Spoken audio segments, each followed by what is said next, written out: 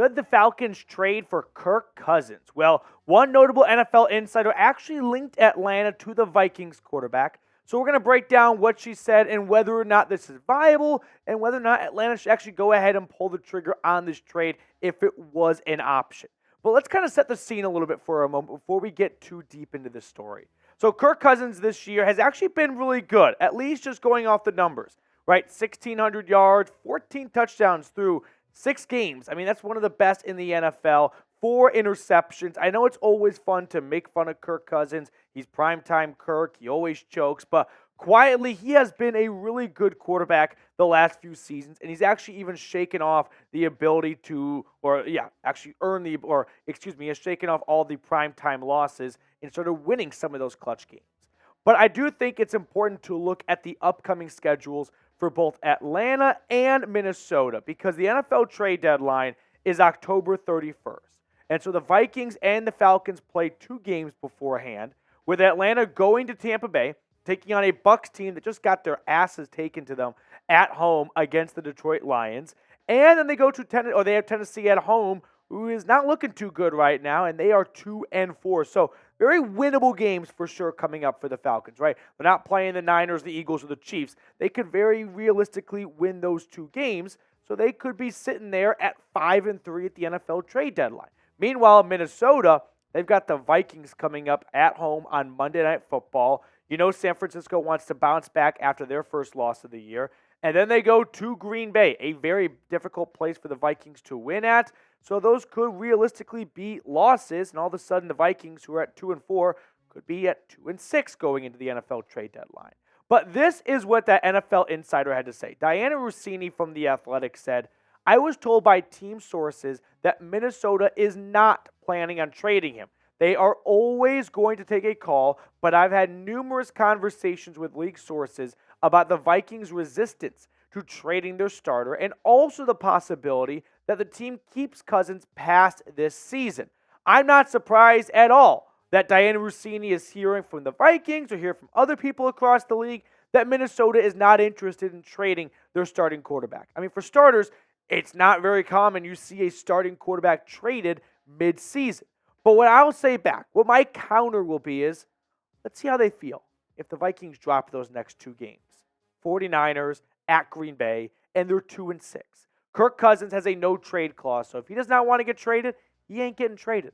His entire family is with him in Minneapolis. If you watched Quarterback on Netflix, you saw that they like living in Minneapolis. They like their family being there and the kids having, roots and whatnot being grown there. So I'm sure Kirk Cousins is not looking to pick up the family and move, but maybe he'll get a condo in Atlanta, right? Go hang out somewhere by the Battery. I don't know. But if this team starts to lose more and more and the Falcons start winning games, the tide could change a little bit. Dianna Russini also added this in her most recent article. The other big problem in trading for Cousins would be finding a team that would give up premium draft assets and pay his salary. Teams like the Jets, Steelers, Browns, and Falcons would seem like possible trade partners, but I do not get a sense this is a move any of these organizations are looking to make. Right now, it might not make a lot of sense, and I can see why Dianna feels that way. But if Atlanta is 5-3, winning 2 straight games, going into the NFL trade deadline, and Desmond Ritter does not impress in those 2 games, right? Let's say they eke out like a 14-10 win in Tampa Bay, Bijan Robinson touchdown run, A.J. Terrell pick 6. And then they go home and they take on, who do they have after the Buccaneers? I was just looking at the schedule. The Tennessee Titans. And they eke by Tennessee with like a 17-13 win. And Ritter once again throws like 210 yards, no touchdowns, 1 interception. I bet Terry Fontenot would be very interested to know what it would cost to get Kirk Cousins down to ATL and play for a 5-3 Falcons team that is first in their division potentially at that time and needs the right man for the job, needs the right man steering the ship at quarterback. We're going to expand on that in just a second and look at a projected trade, so don't go anywhere. But today's show is being supported by Prize Picks. Prize Picks is a daily fantasy sports app where all you have to do is pick more or less for 2 to 6 player stat projections and you can win up to 25 times your money on any entry. Prize Picks is super simple and user-friendly. I spend like 1 to 2 minutes on the app every Monday, Sunday, and Thursday making my selections. So if you want to ride with me or you want to fade me, I should say, then make sure you go ahead to Prize Picks right now, and you can actually go more or less for Kyle Pitts at 38.5 yards. Kyle Pitts, I feel like, has been warming up lately, so I'm going to dabble in the more. I'm going to stick my toe in that pond. I don't know if I'll go whole foot just yet, but go to prizepicks.com/CLNS and use code CLNS and for a first deposit match up to $100. The link for that is in the comments and description of today's video. Prize Picks, daily fantasy sports made easy. This is the trade idea I was hinting at a few minutes ago here. Kirk Cousins going to Atlanta for Desmond Ritter and 2 second-rounders. I am sure Minnesota would want a first-round pick for Kirk Cousins. Not quite sure they're going to get one. At least I don't want to part with one. So Desmond Ritter to at least get them through the rest of the season, and 2 second-round picks for a quarterback that maybe they don't even see re-signing after this year because this is the last year of his contract. Now, Kirk Cousins, you can look at his numbers over the last 4 seasons, actually, and he's put up some really good years. Just blind quarterback resume. Kirk Cousins is better than you might think. I know he hasn't always been there to win the big game, and he checked it down on 4th and short in the playoffs last year against the Giants, but 35 touchdowns, 33 touchdowns, 29 touchdowns, and he's pretty good with the football, like 14 interceptions last year, but 2021, 7 interceptions. A really good completion percentage, 4 straight years, over 65%. I'm telling you guys, do the blind QB resume, Kirk Cousins against pretty much anyone you want outside of like Patrick Mahomes, and you will be surprised how often he wins. Ultimately, or another good addition to the possibility of trading for Kirk Cousins, right? Adding some more things to the pros list here is you get a trial run with Kirk Cousins, right? You get him for the rest of the season. He'll be a free agent after this year.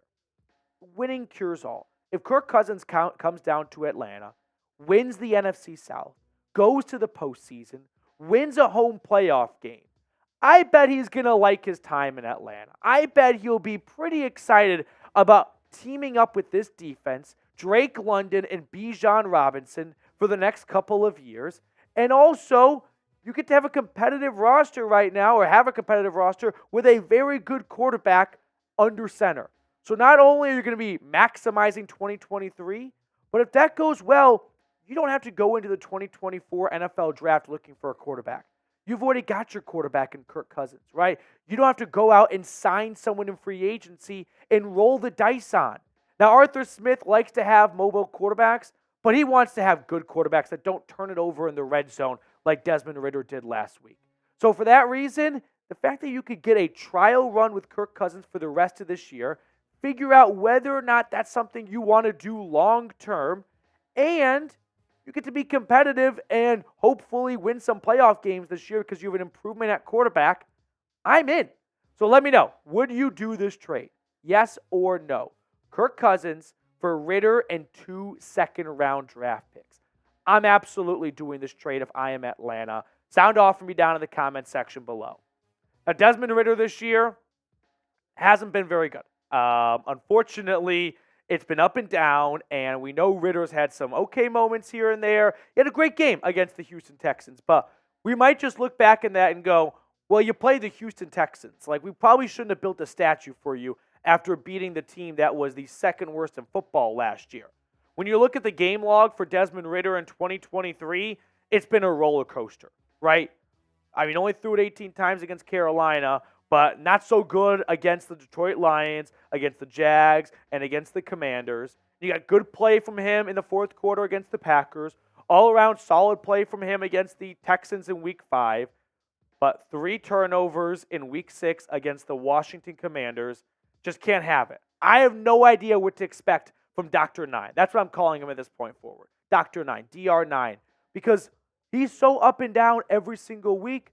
One week he looks like a guy that could be your franchise quarterback, and the next week he looks like a guy that definitely cannot be your franchise quarterback, right?